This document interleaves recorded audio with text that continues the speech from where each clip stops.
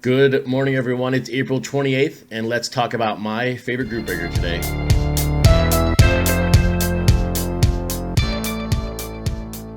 So here we are, day 16, and after 2 days of shows that to me were pretty lengthy, they were over, I think, 10 minutes and a little bit dense in the content. We're going to take a little bit different path today, and we're going to keep this light, fun, and probably a little bit shorter than normal. But hey, on the personal side of things, on the gardening side of things, all of the areas that I planted with seed a couple weeks ago are coming in super nice. I'll throw up some photos here in a second to show what they look like. But that's been exciting to watch every single morning and to see that progress come from basically seed to now grass. So if you take a few more weeks, maybe a couple months for it to be fully grown in, and obviously it's going to be a long process overall. But that's been fun to watch throughout the day, and to watch that just grow from nothing to something. But hey, today's topic is based on a tweet that a Beans baseball card blog sent out around YouTube content. In his perspective, is old, tired. The same old guests are on the show, on every show, which is the rotating sort of rotating guest list in a sense. Everyone shows, and I threw a comment out there around, hey, I find box stripping videos, just straight box stripping videos, extremely boring. Yes, they get the views in the short term, and that's how people are monetizing their channels. But I prefer a story. Give me a story, because when you tell a story, that story is always relevant. That video is always relevant a year from now, 2 years from now. No one is going back in 2 years and watching a Panini Prism draft picks break in 2 years. That content is short tail.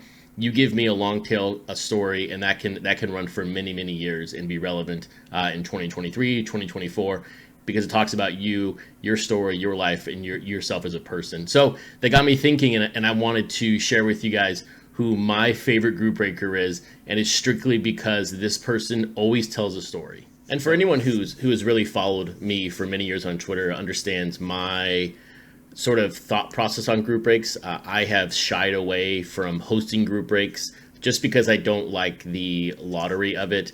I feel the house wins all the time. There's nothing worse than seeing 8 people buy into a division break for a photo or a helmet, or buying 30 spots into a 7-spot definitive case or 10 cards, whatever it is. I just think the box breaking industry at the end of the day is built on losing, just like a casino is. And so I've always told myself, if I'm going to go into the path of group breaking, it has to be, somewhat for the house. Look, I've got to make some money on it, but at the end of the day, all the customers have to win. And until I can devise a system that everybody walks away with something, then I can't host a group break. And I don't find people getting hitless packs or random 92 upper deck packs as something that counts as a hit. So look, I think if you're a follower of my content, you're going to be surprised that I have a favorite group breaker, but I do, and that's because of the stories they tell. And this is an individual who I think it's been the last person that I broke with, and this was probably at least over a year ago, probably closer to 2 years now. I have to look back at my records, but the person that I can watch anytime break open cards is Leighton Sheldon from Vintage Breaks. And look, this is not an advertisement. He has no idea I'm putting this out,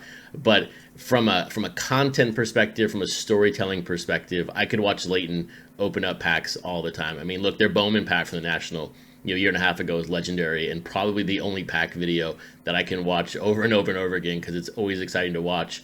But from his PSA shows to just when he's on camera for Vintage Breaks, I think he's got stories to tell, and he tells it in a way that is enjoyable and to where I can put it on and listen throughout the entire break. So if you're looking at group breaking, if you're looking at gaining an audience, in my opinion, from a consumer endpoint, tell a story.